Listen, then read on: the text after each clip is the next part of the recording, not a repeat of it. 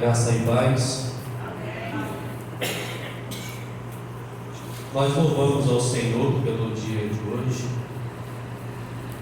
e pelos momentos que vivemos, apesar de eles nos fazer sentir dores.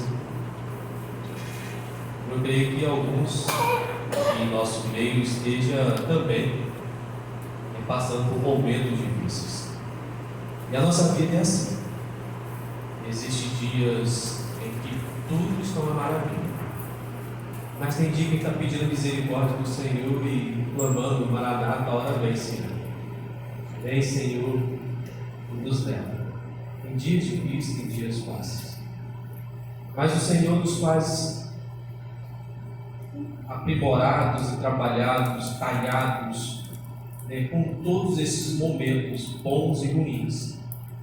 Não pensemos nós que esses dias difíceis são dias que nos fazem enfraquecer, porque eles nos servem para fortalecer as nossas vidas, fortalecer os nossos ânimos, olhar para Cristo e clamar cada vez mais ao Senhor.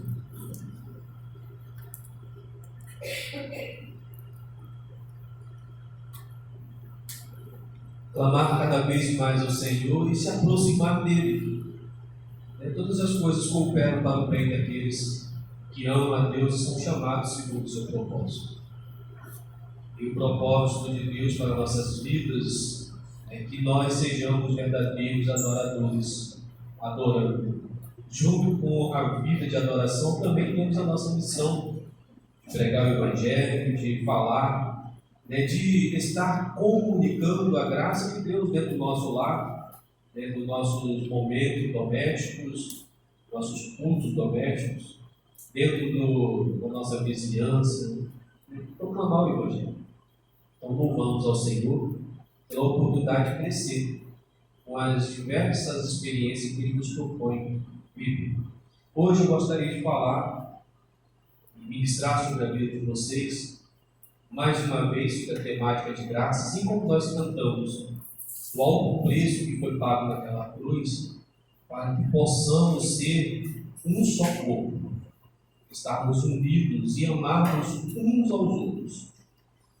Eu quero ler no livro de Levítico, capítulo 19, o verso 18, que é um texto que já está em projeção, esta única referência que o Senhor entrega na mão de Moisés, e Moisés passa ao povo essas instruções. Entre elas, esta é uma parte das instruções. O verso 18 não é todo a instrução, mas é a repetição de algumas leis que eles já haviam recebido. A gente vai ficar somente com o verso 18. E diz assim: não te vingarás, nem guardarás ira contra os filhos do teu povo, mas amarás o teu próximo como a ti mesmo. E eu quero clamar a vocês a declarar esta última frase que está aqui nesse versículo. Eu sou o Senhor. De novo? Eu sou o Senhor. Essa é a assinatura de quem estava falando. E encerrou no versículo 18. A revisão dada por um homem a um povo que pertence a Deus. Ele encerra aqui e há uma assinatura. Nesta advertência, este ponto: não vingarás, nem guardarás ira contra os filhos do teu povo, mas amarás o teu próximo como a ti mesmo. Aí está relacionado. Eu sou o Senhor. Este ponto, ele para e assina essa reverência. Aquele que fala conosco. A razão pela qual nós obedeceremos esse princípio. Mais uma vez eu quero orar. Pedir a vocês que fechem seus olhos. Senhor, nós estamos diante da tua palavra, aonde com temor e tremor alcançou corações. Quando ela foi proferida ao povo de Israel. Em um momento de mudança, um momento de suspense, de anseios e medos, e simplesmente sendo direcionado. Não tinha como tomar decisão que não trouxesse prejuízo, a não ser viver debaixo da direção que o Senhor estava dando ao seu povo. Eles ouvem a lei, e estes são a revisão de tudo que o Senhor havia passado a eles neste livro de Levítico. E neste ponto em especial, o Senhor encerra uma advertência ao povo, uma orientação, um santo mandamento para eles. E estes mandamentos não ficaram para o passado. Não são memórias que devam ficar para trás, mas são princípios e realidades para nossas vidas, para o dia de hoje. E queremos ouvir a tua voz. Queremos ser norteados, ser direcionados pela tua voz. Fala conosco e ministra em nossos corações, hoje e durante esta semana, a semana que vem. Não deixe endurecer os nossos corações, mas nos faz ouvintes, sensíveis e sinceros diante do Senhor, para estarmos ouvindo e obedecendo e sendo praticantes da palavra do Senhor. É a nossa oração, desejo e gratidão ao Senhor nosso Deus. Amém. Sabe, irmãos, na nossa época, como também muitas outras, inclusive neste período que foi escrita esta carta, esse livro, são desafiadores para todos. E compreender essas letras, o sentido dessas palavras, faz a diferença também na nossa história com Deus, no nosso relacionamento com Deus. Pois a época que nós estamos vivendo é marcada por relacionamentos frágeis. Eu falei isso há um tempo atrás. Uma das grandes marcas do nosso tempo são os relacionamentos frágeis, fragilizados, fracos, onde circunstâncias, palavras, atitudes, épocas, doenças machucam, ferem e afastam. Vivemos um período em que as pessoas elas estão convivendo no mesmo lugar, no mesmo ambiente, mas não se conhecem, não se dialogam, não conversam umas com as outras, não se compreendem. E algumas das conversas, elas são proferidas a alguém que está do lado, que também está com a cabeça pensando e raciocinando algo fora daquele momento, porque o nosso tempo está acumulando sensações, realizações e conflitos. E ao mesmo tempo que há conversa, há a pronúncia de palavras, aquele que está do lado, que deveria estar dentro do diálogo, ele está raciocinando algumas coisas. E aquele momento ali passa um pouco desapercebido que isso foi pronunciado. E aí, mais à frente, há uma cobrança. Você não falou isso. Aí a outra pessoa fala assim: falei, você estava do meu lado, você estava até conversando comigo. Você até confirmou, mas não vi você falar isso. E geram alguns conflitos. E aí começa com coisinhas pequenas, porque estão juntos e estão perto, estão falando, mas não há diálogos, porque não há um retorno real daquilo que está sendo comunicado.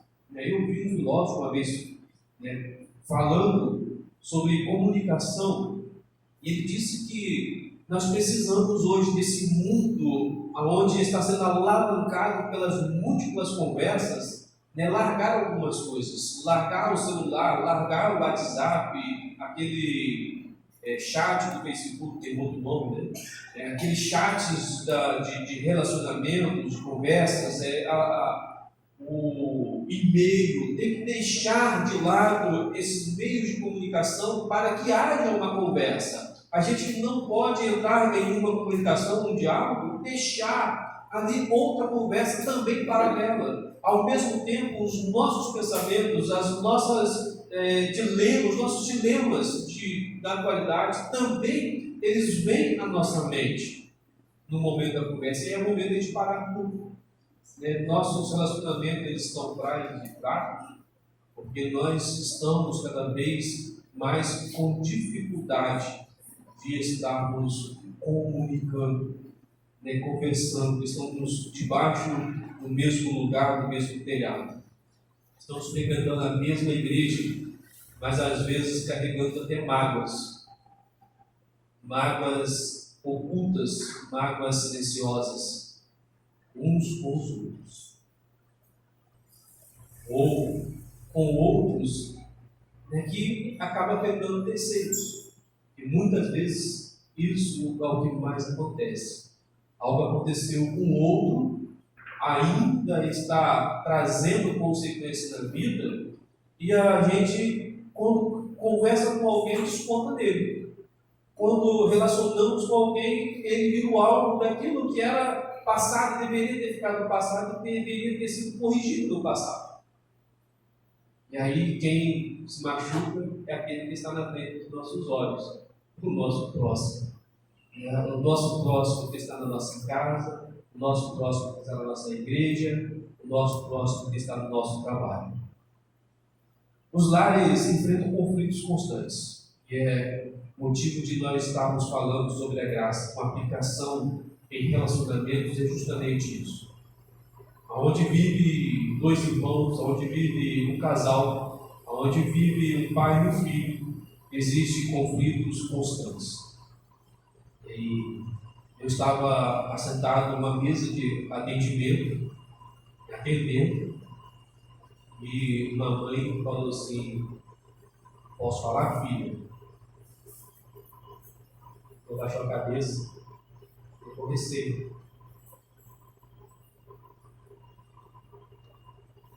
O silêncio traz a ocultação, oculta, muitas coisas, sentimentos, ações, emoções, medos, e isso nos mostra o quanto os nossos lares estão enfrentando suas dificuldades. E este ano a gente vai aplicar toda a graça, toda a temática de graça nos nossos relacionamentos. E hoje eu quero falar sobre a graça que nos ensina a amar o próximo. Eu sei que vocês já ouviram muito falar sobre esse tema, da importância de amarmos o nosso próximo. Graça que nos ensina a amar o próximo. E o texto que está como base de Filipenses, ele vai nos ajudar, diante desta realidade, e com a palavra de Deus, a nos conduzir sobre uma pergunta muito fundamental, e cuja resposta ela é muito importante para cada um de nós, mas cada um de nós em particular, e nem o que está do lado, se envolve com a resposta que nós temos a dar. E a resposta é: como um pecador pode amar verdadeiramente o próximo? É essa a pergunta. E hoje, me perdoe os irmãos, não projetarei a mensagem, vou fazer o mais tempo possível, resguardar esse tempo para preparar a mensagem para eu produzir para vocês anotar e gravar com mais facilidade. Mas essa é uma pergunta que nós precisamos guardar na mente: como um pecador pode amar verdadeiramente o seu próximo? Amar de verdade não é sentimento, são ações. Como um ser que é considerado pecador pode fazer isso? E a resposta bíblica não está na força da vontade humana. O que a Bíblia nos ensina não está na nossa capacidade, não está na força humana e nem em técnicas de cursos que a gente possa fazer. A resposta está na graça de Deus. Está na graça de Deus. O versículo que nós escolhemos para este ano é 1 carta de Paulo aos Coríntios 15:10, onde diz assim: mas pela graça de Deus sou o que sou, e a sua graça que me foi concedida não se tornou vã. Antes trabalhei muito mais do que todos eles, todavia não eu, mas a graça de Deus comigo. E aqui hoje a gente vai falar sobre essa graça, que nos leva a amar o próximo. A graça, ou o amor ao próximo, ela não é causa da graça, ela não provoca a graça, ela é consequência, ela é fruto da graça. Amar o próximo é fruto da graça de Deus. Não amamos porque nós gostamos de amar. Nós amamos porque a graça, quando nos alcançou, mudou a nossa vida, tirou um coração de pedra, colocou um coração de carne, colocou o Espírito Santo dentro de nós, fez vivificar o Espírito para ter relacionamento com Deus, nos deu uma nova oportunidade, tirando a dívida, perdoando nossos pecados, perdoando-nos e fazendo com que nós pudéssemos amar as pessoas que estão perto da gente, as pessoas mais próximas, a pessoa que é próxima a cada um de nós. O livro de Levítico ele foi escrito por Moisés, e durante a peregrinação de Israel no deserto, o povo havia sido libertado da escravidão do Egito e estava caminhando para uma liberdade em um deserto e vivendo a intervenção de Deus na vida deles. E eu falo como intervenção porque eles não podiam falar assim: eu vou desistir, vou voltar atrás. O sol era escaldante, muito quente. Uma nuvem que o Senhor colocou sobre eles fazia com que eles ficassem debaixo da nuvem. Quem se arriscaria a se queimar com o sol afora, sem saber onde estava a terra, um deserto que só tinha areia por todo lado. Quem se arriscaria a sair daquele ambiente fresco, onde a nuvem trazia frescor, do deserto ao lado era escaldante? À noite era fria.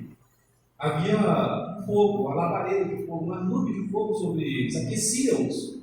E eles ficavam bem ali aquecidos. Ninguém se arriscaria a sair naquele frio, naquela friagem. Tentar voltar para o Egito. O Egito foi só no coração deles, rumo a Canaã, na vontade de comer as verduras do Egito. Levítico, ele foi escrito nesse momento de tristezas, lutas e da dependência completa de Deus, porque ele estava sempre mudando de lugar, e ainda que plantasse na areia e se nascesse naquela areia, mais adiante, 2 dias à frente, eles não estavam naquele mesmo lugar. A comida ficaria para trás. E Deus que trazia todos os momentos de suas refeições o alimento diário. Então não adiantava plantar. Não tinha tecido, linha para poder costurar e fazer roupas. A roupa que eles tinham nos seus corpos, elas durou esse tempo todo que ficava por ali. Era a completa dependência de Deus. Israel não estava apenas recebendo agora instruções para conquistar a salvação, já que a única coisa que podia fazer, confiar em Deus, depender de Deus, e estar ali, sujeito ao que Deus quisesse fazer. Se a sombra fosse para a esquerda, todo mundo ia para a esquerda. Se ela fosse para a frente, eles iam para a frente. Se fosse para a direita, eles iam para a direita. E todos caminhavam onde Deus levava a sombra. E ali, enfrentando as dificuldades do tempo, mas vivendo uma grandiosidade do poder de Deus, do cuidado que Deus teve com o povo em todo o deserto. Eles tinham seus próximos um do lado do outro. Ele tinha suas famílias, seus amigos, um grupo de pessoas, um povo de Deus reunido, um do lado do outro, caminhando junto. Eles não estão recebendo instruções apenas para a salvação, para ser salvos, porque essas instruções não fazem o ser humano ser salvo. Eles estão recebendo essas instruções porque eles eram o povo de Deus. Eles pertenciam a Deus, eles estavam dentro da aliança com Deus. E é por isso que eles recebem essas instruções. O capítulo 19 faz parte do chamado Código de Santidade. Em todo o livro existe aqui as leis, e na parte que nós estamos lendo está os preceitos sobre santidade. O seu tema central encontra-se no versículo 2. Se você olhar o versículo 2, está escrito assim: santos sereis, porque eu, o Senhor, vosso Deus, sou santo.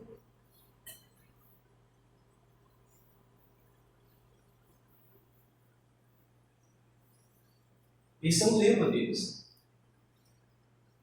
E é a centralidade para o povo de Israel.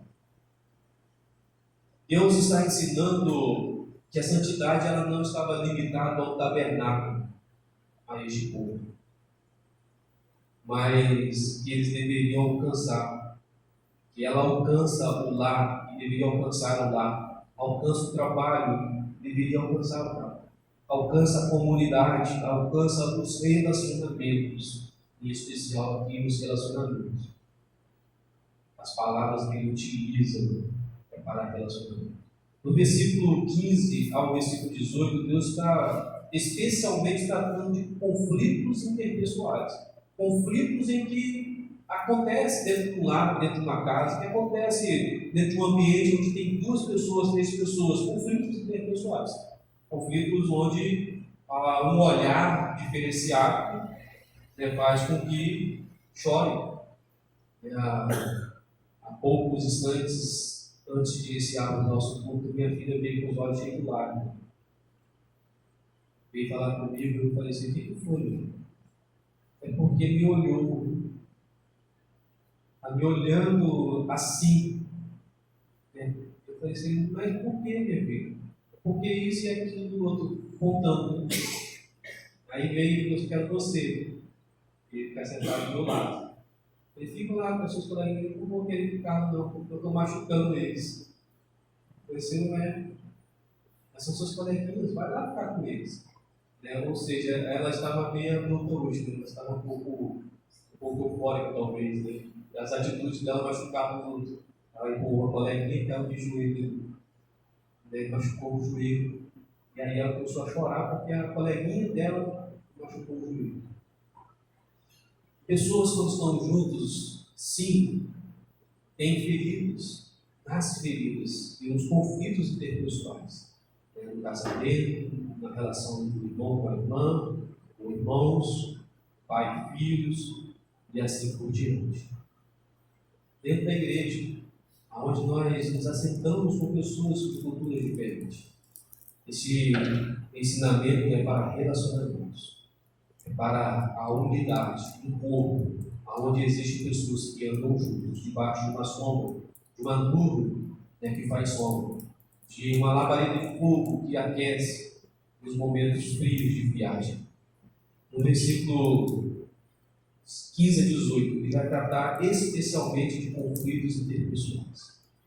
E por haver conflitos, há algo muito comum quando os conflitos são mais intensos e profundos: a vingança. E ele começa esse texto falando logo de vingança. Ele passa a seguinte razão do ressentimento quando a vingança não acontece. O ressentimento é o próximo passo que ele vai tratar. E depois ele vai falar sobre amar como Deus ama, como Deus nos amou em Cristo Jesus. Havia o perigo da vingança e do ressentimento e do ódio escondido entre essas pessoas que estavam ali andando juntos. Por isso Moisés registra essas palavras de Deus para ensinar o povo de Deus, que é o povo da aliança, e deveria refletir o caráter de Deus, porque Deus é santo e Deus estava chamando o povo para ser seu povo, e Ele era Senhor, um Deus santo. Ele está trazendo um princípio de santidade. Séculos depois, o Senhor Jesus Cristo ele vai resumir este princípio, esse ensinamento aqui, dizendo que existem dois mandamentos importantes. E esse versículo, que ele utilizou aqui, é um dos versículos para o homem, mas ele fala que existem dois. Amarás o Senhor teu Deus de todo o teu coração, de todo o teu entendimento, de toda a tua força. E o segundo, ele fala: amarás o teu próximo como a ti mesmo. Paulo, ele vai encerrar esses dois mandamentos da lei em um. Fala que o amor cumpre a lei. O amor cumpre a lei. A grande verdade desse texto, irmãos, é que a graça de Deus transforma o coração de tal maneira que aprendemos a abandonar a vingança, vencer o ressentimento e a amar a pessoa que nos coloca do nosso lado. E assim como o Senhor nos amou e para a glória de Deus. Essa é a mensagem desse texto. Se você entendeu essa frase, já entendeu a mensagem. A mensagem vai ser essa frase. A graça de Deus transforma o coração de tal maneira que aprendemos a abandonar a vingança, vencer o ressentimento e amar o próximo como o Senhor nos amou e para a glória do nosso Deus. O versículo lido, ele começa com uma frase: não te vingarás. Não te vingarás. A graça que nos ensina a amar o próximo é a graça que nos liberta da vingança. Essa é a primeira verdade de Deus. A graça que nos ensina a amar os nossos próximos, o nosso próximo, é a graça que nos liberta da vingança. O verbo utilizado por Moisés e por Deus ter colocado no coração dele e ter dado os ensinamentos a ele, refere-se à restrição pessoal, à retribuição pessoal. Então, não é não ter justiça, mas é a ação de retribuir algo que é feito contra mim no mesmo peso, na mesma medida, ou talvez um pouco mais intenso, aquela pessoa que eu vejo machuca. Fazer com que ele receba também. E é um sentimento que todos, pela carne, né, através da carne, têm. É quando é machucado, assim, tem que sentir a mesma dor possível. E muitos fazem isso. Muitas pessoas fazem isso. E muitas pessoas que não conhecem Cristo fazem sem ter sentimento, compaixão, sem pensar as consequências, fazem deliberadamente. O cristão pensa. Porque quando demora para agir, cai a ficha. E aí ele fala assim: não, Deus não está sendo glorificado com os meus pensamentos. Voltemos. E com ressentimento. Depois ele fala assim: não, ressentimento, essa mágoa tem que sair, não vai sacar a pessoa, vou pedir perdão. E aí, conversa e harmoniza novamente o relacionamento. E começa a amar como Deus nos amou. O Senhor Jesus Cristo nos amou. Deus não está proibindo a justiça civil, mas Ele está proibindo aquela vingança pessoal, aquela atitude pessoal, que muitas vezes nasce da carne, da natureza que caiu. Aquele desejo que o outro fique machucado, que o outro seja inferiorizado, que ele se torne menor, o desejo que o outro, vou fazer algo, vou colocar uma tábua com pregos para cima, debaixo do pneu do carro do outro. Aquele sentimento, vou passar ali um pedaço de ponte aguda, vou riscar o carro dele, a bicicleta dele, a moto dele. Aquele sentimento da carne, que habita somente na carne. O pecador deseja fazer justiça com as próprias mãos, quando ele é machucado. Fazer qualquer coisa que possa mudar o ambiente e a pessoa possa se sentir machucado, ferido de alguma forma. É essa justiça que o Senhor está falando. É esse comportamento que está sendo colocado aqui nesse texto. Quando ele usa a expressão não vingarás, a graça nos liberta da vingança. A vingança não nos pertence, pertence ao Senhor. Ele promete tomar as atitudes de vingança, a justiça de Deus, o juízo de Deus, a ira de Deus está sobre aqueles que cometem os erros e os pecados contra o Senhor. A vingança pertence ao Senhor. O Senhor declara isso. que esse caminho não pertence ao seu povo, pertence a ele. Desde a queda, o homem ele tem o domínio da carne que leva ao egoísmo. E esse ego, esse orgulho, essa vontade de sobressair, de ser ele o autor da última palavra, o responsável por algumas coisas, essa atitude é egoísta, particularmente ela ocupa um lugar central na vida do ser humano. É que muitas vezes lá no trabalho, quando alguém quer cooperar, quer ajudar, ele fala assim: não, você falou justamente o que estava na minha cabeça. Eu sou o autor dessa ideia. Ou quando está no relacionamento e na vida conjugal, está conversando e fala assim: não, você está errado. E aí usa a mesma expressão. Como se o ego ferisse e se machucasse, porque não foi a pessoa principal, a fala principal, a atitude principal daquele momento. Nós precisamos tomar muito cuidado porque o eu faço, o eu sou, o eu tenho, ele sobe muito, e é o ego. E quando ela sobe muito, aparece muito, nós precisamos tomar cuidado porque o nosso relacionamento pode estar ficando ferido. Relacionamento entre irmãos, entre casais, entre profissionais. Quando nós usamos muito eu consigo, eu sou, eu faço, eu tenho esta habilidade, eu sou bom, eu sou o cara ou a mulher, nós estamos ferindo relacionamentos. Muitas vezes quando nós aparecemos e fazemos questão de aparecer, tem algo lá dentro dizendo: eu sou o marido, eu sou o marido. E desde a queda, o homem vive dominado pelo egoísmo, e que só pela graça é vencido. Somente pela graça vencemos. Quando somos feridos, nossa natureza pecaminosa exige automaticamente a compensação dessas feridas. Porque se nós ferimos, o outro também tem que estar ferido, machucado. Se eu choro, o outro também tem que chorar. Já viu quando uma criança começa a chorar num grupo de um monte de criança e a criança errada toda começa a chorar? Uma criança começa a chorar, os outros todos começam a chorar. Por que você está chorando? Porque fulano está chorando. Por que fulano está chorando? Isso é o sentimento da carne que quando cresce, tem que fazer seu choro, todo mundo tem que chorar. Se machucou, também vou machucar. Se está ferido, se eu estou ferido, também tem que estar ferido. Isso é da carne.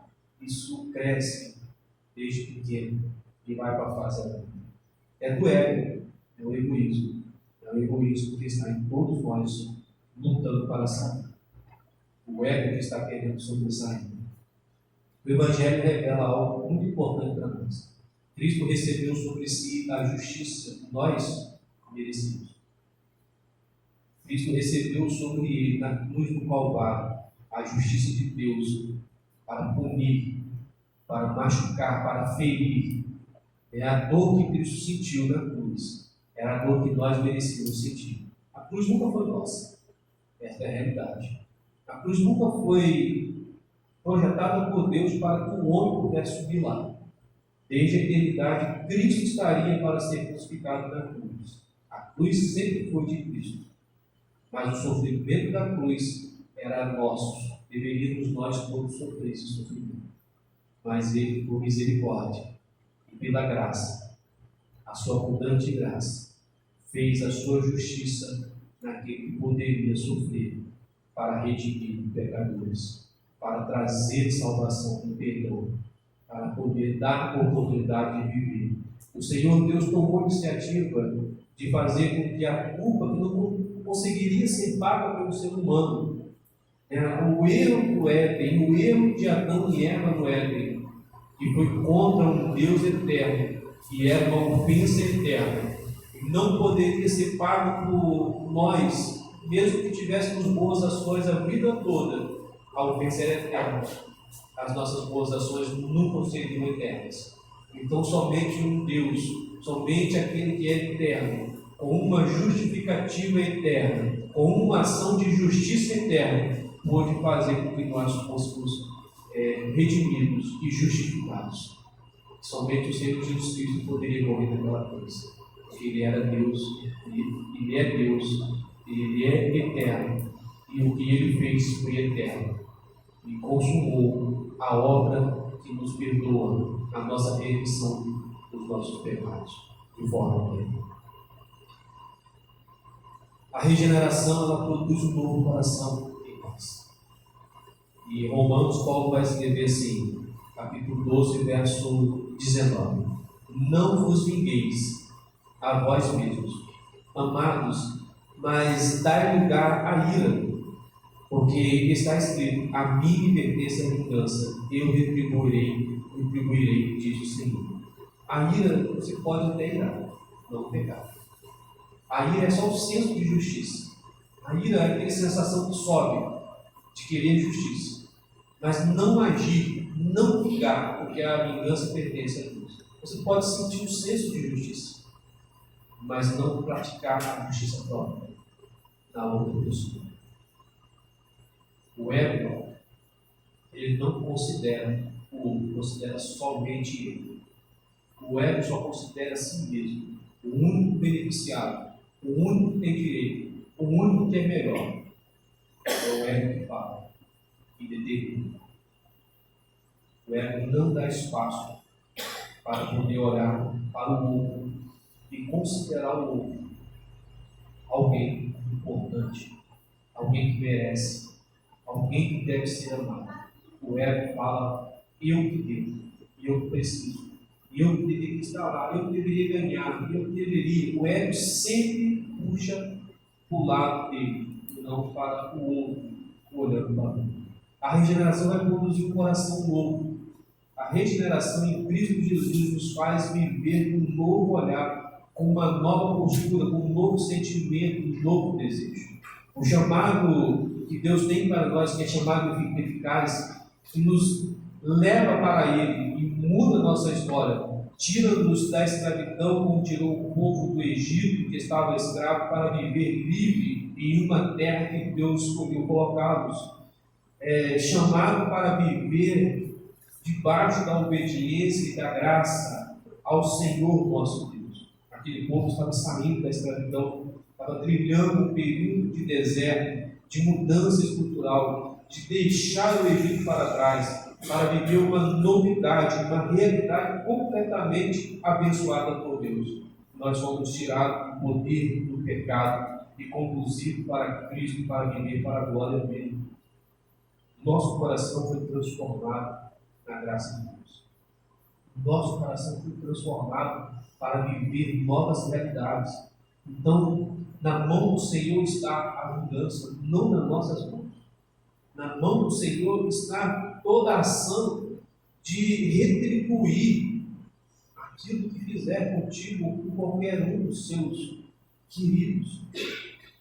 Está na mão do Senhor, não na nossa. O cristão, ele precisa abandonar a vingança. Mas não é abandonar a vingança para ser salvo, mas é abandonar a vingança porque ele é o salvo. Ele é do Senhor. Esse desejo, essa vontade, essas atitudes não nos competem. Deus não nos chama para poder ser justiceiros da nossa vida. Ele é o nosso Senhor e vingará aquilo que fizer contra nós. Ele diz: abandona a vingança porque você foi salvo. Abandone a atitude própria de justiça, da sua própria justiça. Paulo escreve neste versículo 19 do capítulo 12: cabe a nós abandonar, não vingar.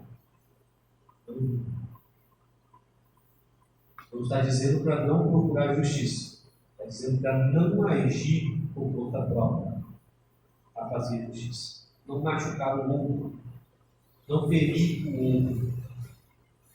Questão de justiça, todos nós podemos resolvê-los, procurar os meios adequados e corretos, de maneira justa, e acionar a justiça.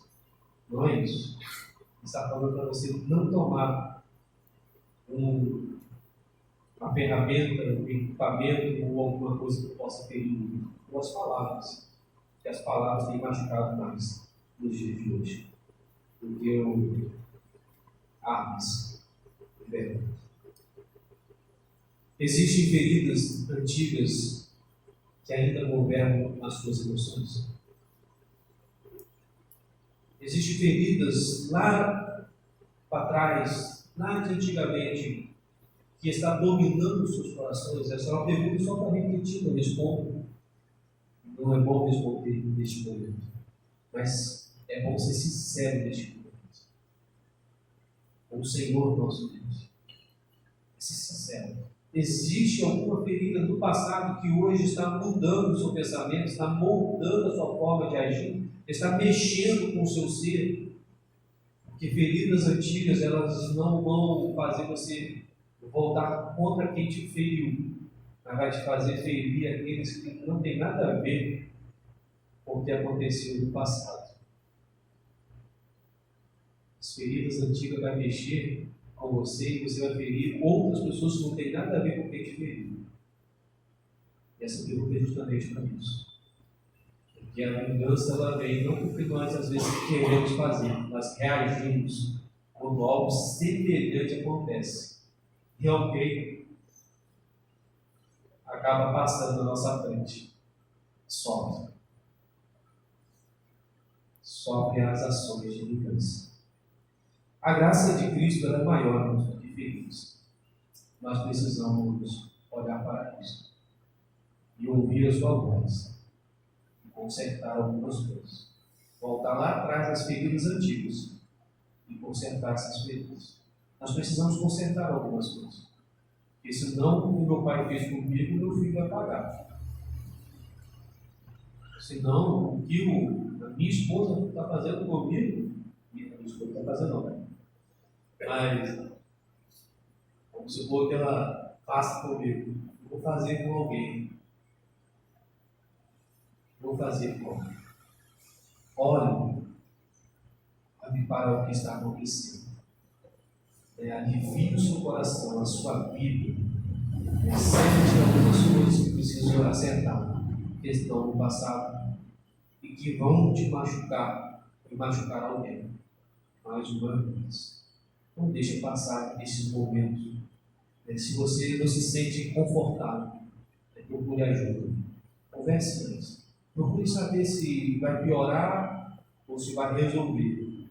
Mas tome muito cuidado, porque é necessário identificar, fazer aquilo que vai trazer saúde espiritual para nossas vidas e famílias, para os nossos relacionamentos. Nós temos muitos casamentos que adoecem nos dias de hoje. Os maridos e esposas, eles mantêm uma contabilidade de ofensas. Vai arquivando tudo em um arquivo e fala assim, ó, no dia tal, em 1999, aconteceu isso, eu não gostei, está aqui, ó. Aí no 2001, ó, está aqui também. 2003, tem um outro. Você esqueceu do meu aniversário de casamento, do meu aniversário, em 2005. Você esqueceu do nosso casamento. Aí existe uma contabilidade que precisa ser tirada e cortada. Cãozinho e a Maia já deve estar com alguma contabilidade. E vocês que têm irmãos, revejam se essa contabilidade está. Mas existem momentos que está maravilha em casa. E tem momentos que essa contabilidade aparece entre os dois. E a Maia diz, mas é por quê? Mas é por quê? Mas é por quê? E vai trazendo um monte de porquê. E calando, por quê? Calando, por quê? A contabilidade ela existe em todos os modelos de relacionamento. A gente tem que tirar essa contabilidade. O que fica para trás, ficou para trás. Não deixe voltar para trás. Porque se ainda existe lembrança de coisas que ficou no passado, voltando para o presente, para o futuro, nós estamos ferindo pessoas, estamos machucando pessoas. Nós precisamos consertar. O Evangelho nos chama a abandonar o tribunal de orgulho. E é esse tribunal que muitas vezes monta-se em nossos relacionamentos, de amizades, de trabalho, e de vida familiar e vida conjugal. Pais e filhos precisam aprender que a graça quebra ciclos de reparação. E muitas vezes é reproduzido o que o avô fez, o pai também fez, e o filho também está fazendo. A graça nos chama a quebrar esse ciclo de retaliação.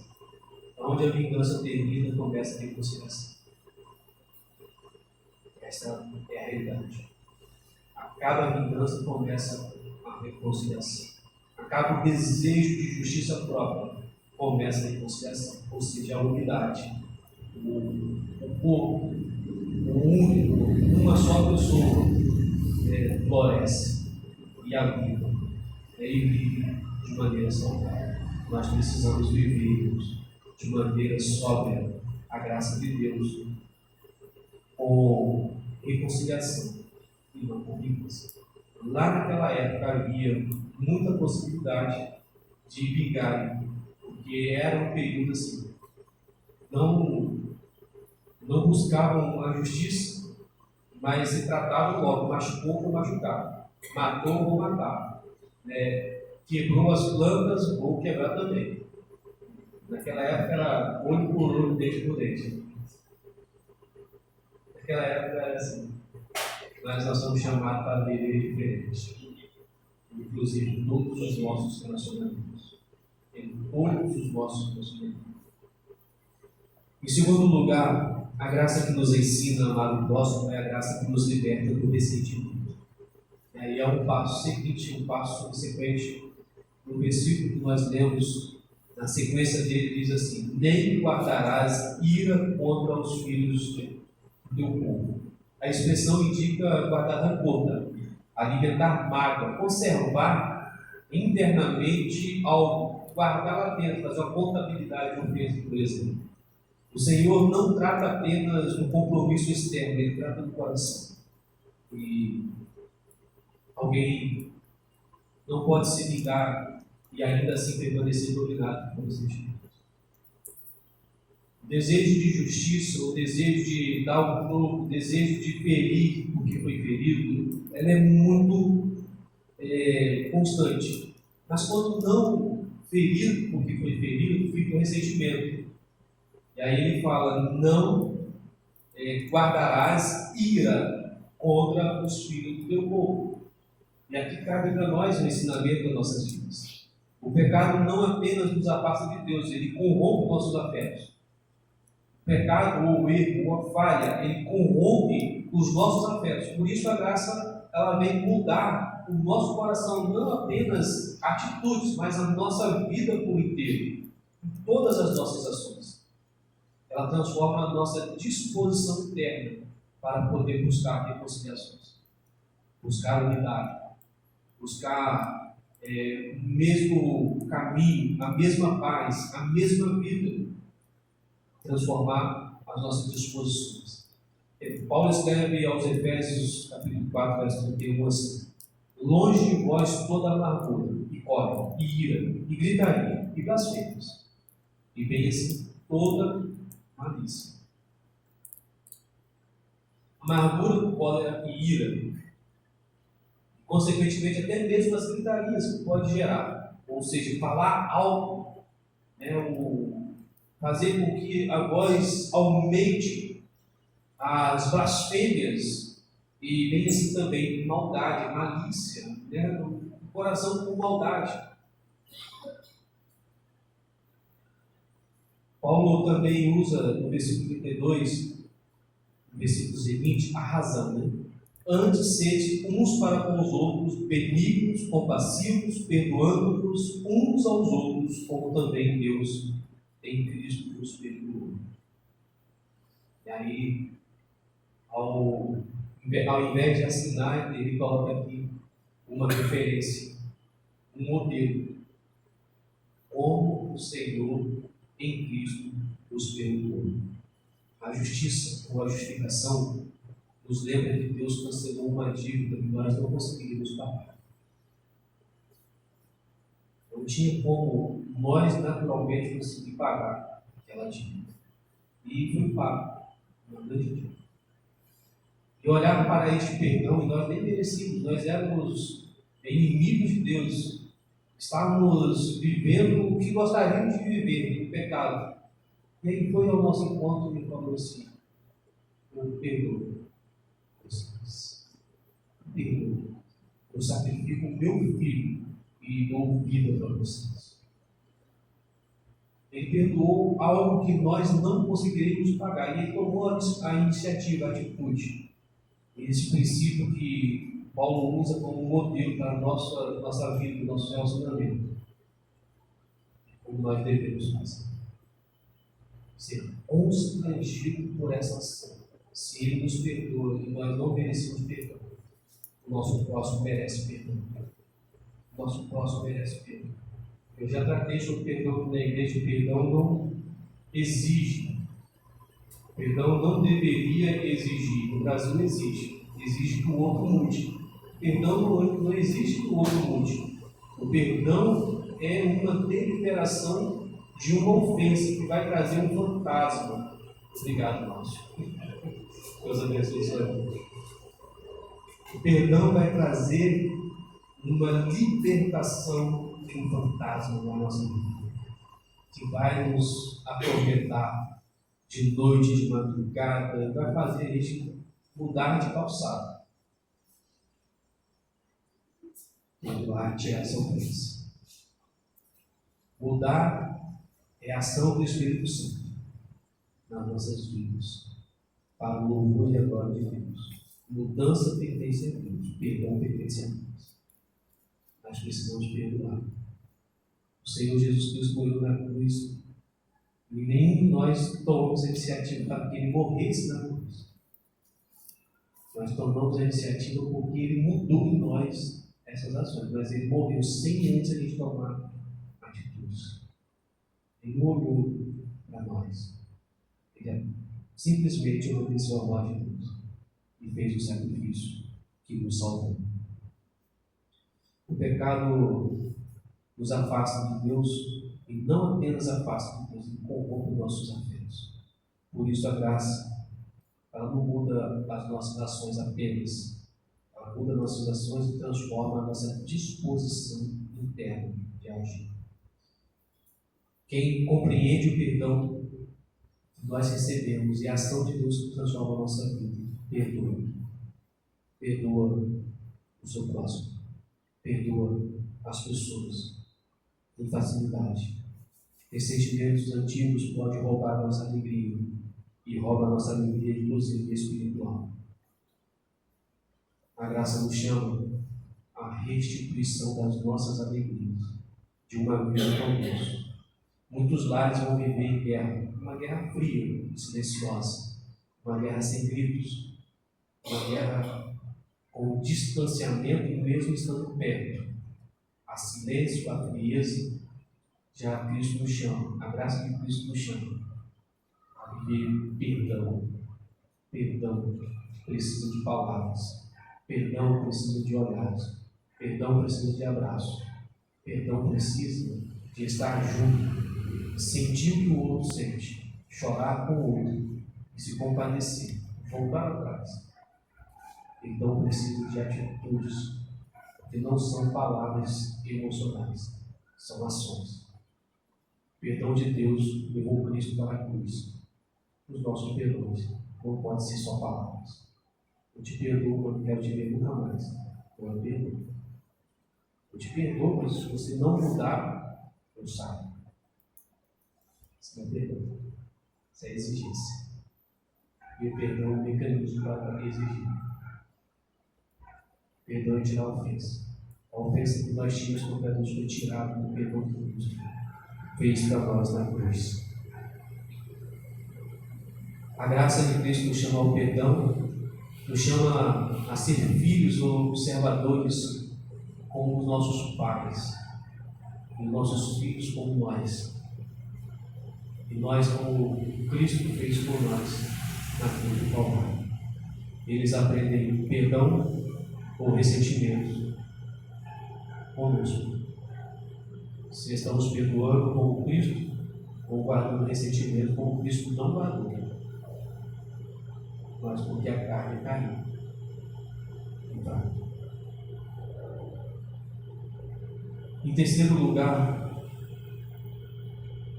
o último última parte do texto, ele usa as seguintes palavras: mas amarás o teu próximo como a ti mesmo. E assim, eu sou o Senhor. Amarás o teu próximo como a ti mesmo. A graça que nos ensina a amar o próximo é a graça que nos ensina a amar como Deus ama o seu povo. A graça que nos ensina a amar o próximo é a graça que nos ensina a amar como Deus ama o seu povo e como povo de Deus, como cristãos santos.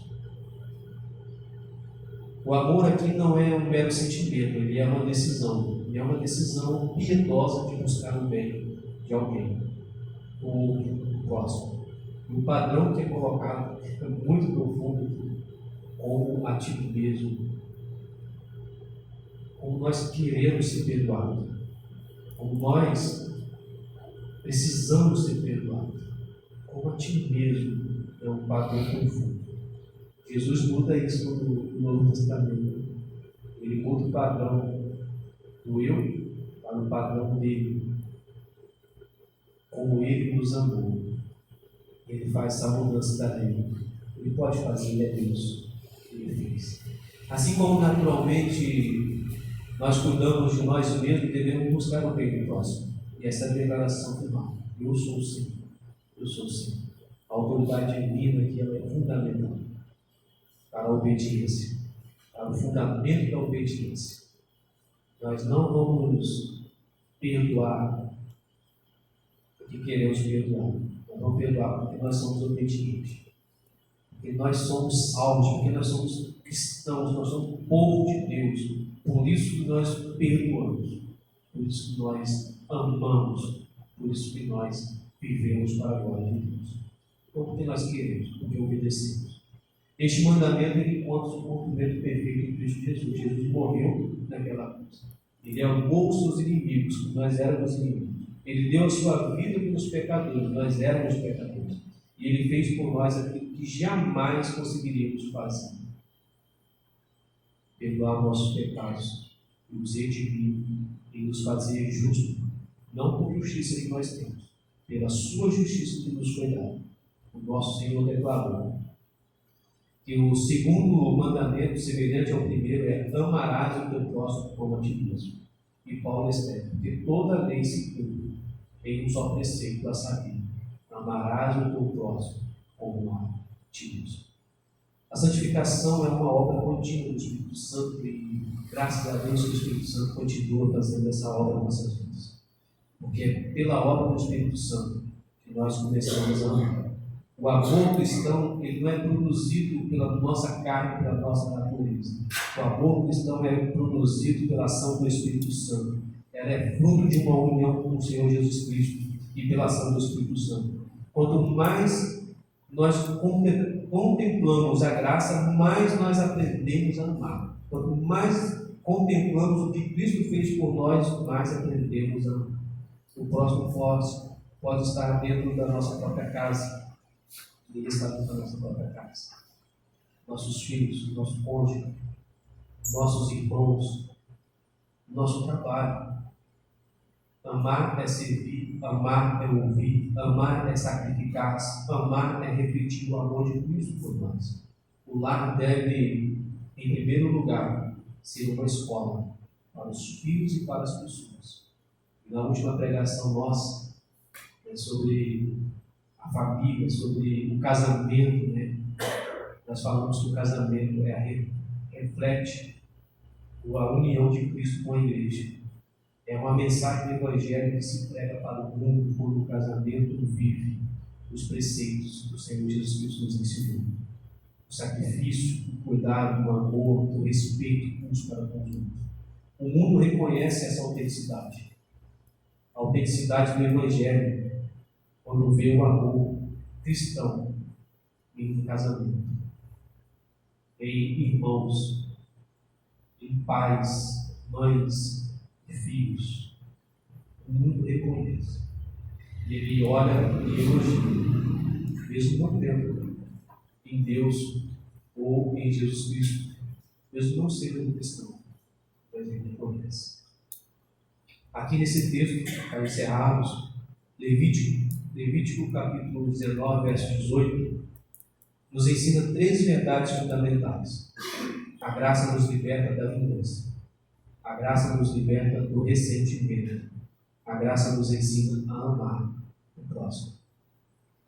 A ter atitudes de amor para com o próximo. E é o centro desse texto. Não é uma ordem moral. Tá? O centro desse texto é a aliança. O Deus da aliança que transforma os nossos corações. Transforma o seu povo, a imagem do Senhor Jesus Cristo. O caráter de Cristo.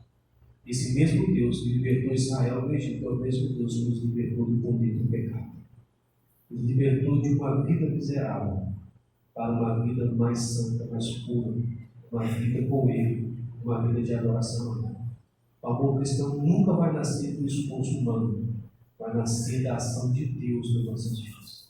Nunca vai ser pela nossa capacidade. Eu sou bom e vou conseguir perdoar, amar as pessoas.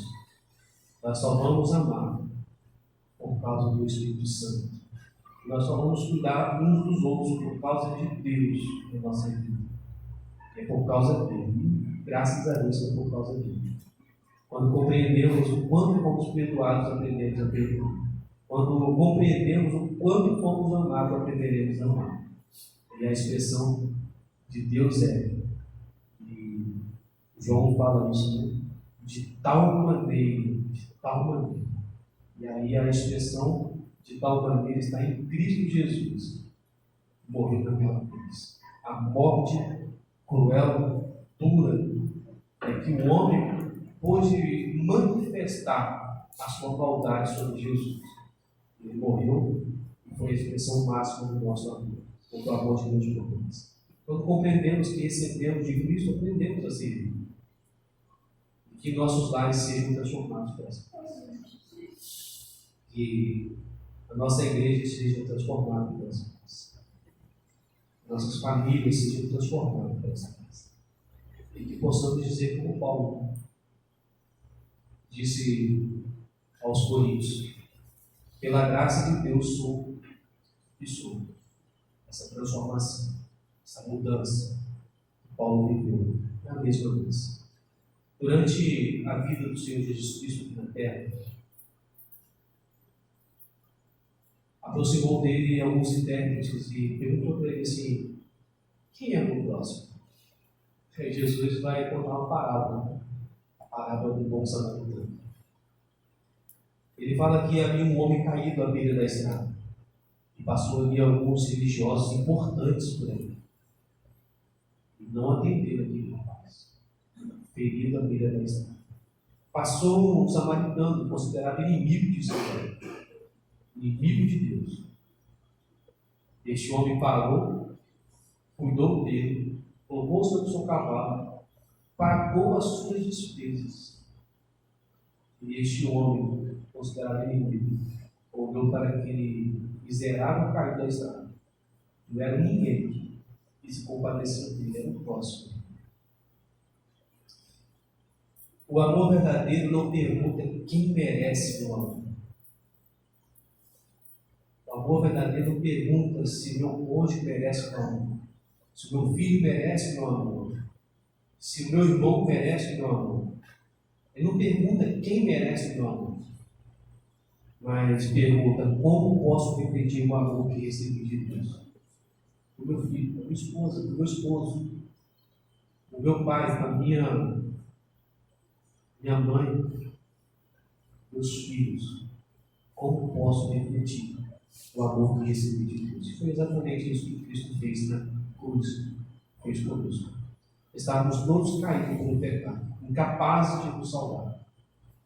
Mas Ele veio ao nosso encontro, curou as nossas feridas, assumiu a nossa dívida, a nossa culpa, pagou a nossa dívida lá naquela cruz. E fez exatamente isso por nós.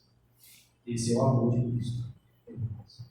Qual é o seu amor pela sua família, seus filhos, seus pais, amigos, as pessoas que Deus mandou amar? Colocou pertinho de você, é o seu próximo. Você vê, olha para ele lá no trabalho, lá na escola, lá nos ambientes que você frequenta, nesta igreja, aqui nas calçadas dessa rua, ou da rua onde você mora. Como é que você olha para essas pessoas? Como é que é o seu amor para essas pessoas? Não são palavras, nunca deveriam ser. São ações. São ações que nós escolhemos, precisamos escolher. Quem foi amado por Cristo aprende a amar o próximo. Dentro de nossas igrejas, deveria ser inadmissível não conseguir amar o próximo. Porque quem é amado de Cristo tem que amar o próximo. Mas eu não posso usar essa frase, nem posso fazer isso, né? Mas eu posso pregar. Então eu não vou cansar de falar, não vou cansar de ministrar o quanto Deus nos amou, o quanto nós devemos amar. Deus abençoe a sua semana, Deus abençoe esta noite, a sua vida, a sua família, todos os seus amados que Deus colocou no seu lado. Vamos orar, feche seus olhos neste momento. Senhor Deus, nós te agradecemos por esta noite, pela palavra e os ensinamentos. Sabemos que as realidades a qual nós recebemos do Senhor, lá no Egito, chegou até Cristo e Cristo foi um exemplo máximo para nós. Nós devemos seguir o exemplo de Cristo, observar os princípios mais elementares de uma vida santa, uma vida transformada na obra feita naquela cruz por nós. Pelo Espírito Santo que regenera, muda o nosso coração tão duro como o coração de carne. Nos ajuda a vencer este mundo, a nossa carne, para não tomar atitude de justiça própria, nem guardar ressentimento, mas amar de maneira verdadeiramente a todos que o Senhor coloca no nosso lado. Dizer palavras também é bom, mas que as nossas atitudes sejam reflexo daquilo que nós recebemos de ensinamento. Em nome de Jesus Cristo, nós te oramos grato, pedindo as tuas misericórdias, a direção do teu Espírito Santo, o poder que vem pela tua palavra sobre nossas vidas e nos faz outras pessoas, até mesmo calar quando nós queríamos falar, ou falar quando nós deveríamos ficar calados porque queríamos ficar calados, ou ao olhar, levantando nossa cabeça e enxergando quem o Senhor coloca nas nossas vistas. Pai, em nome de Jesus, não nos abandone, mas use-nos, use esta igreja como instrumento do seu amor a esta nação perdida, que o Senhor escolheu salvar aqui nesta vida. Em nome de Jesus Cristo nós te oramos e agradecemos. Amém. Irmãos, nós vamos ficar em pé neste momento, receber a bênção do Senhor. Que a graça do Senhor Jesus Cristo, o grande amor de Deus Pai, Todo-Poderoso, as consolações do Espírito Santo, seja sobre nós, para todos sempre. Amém. Amém.